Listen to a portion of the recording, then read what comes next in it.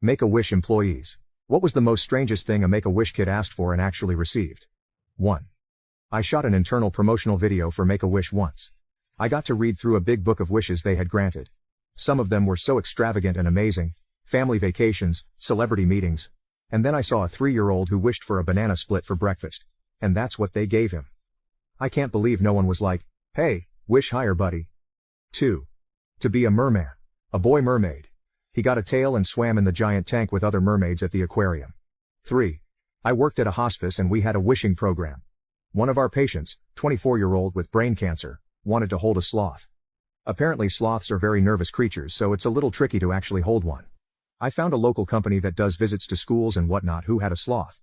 Sloths only poop about once a week and the sloth could only travel the day after he pooped, because they get nervous any longer than that and the sloth has stress diarrhea.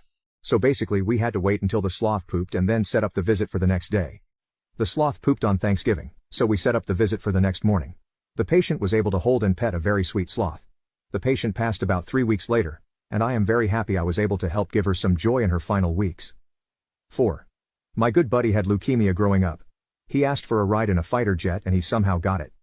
The doctors warned him about how his bones were getting fragile and weaker and the G-force of the jet could hurt him, but he was fine, and had a blast. He's doing better now and is scheduled out in about 3 months. 5. There was a Make-A-Wish kid in a class I taught once and their wish was to tour a pickle factory.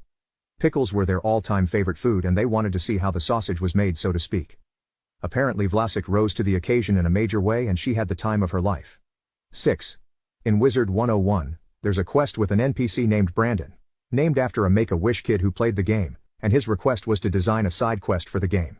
You meet Brandon and go help him clear out this dungeon with 2 really hard bosses. Was a lot of fun.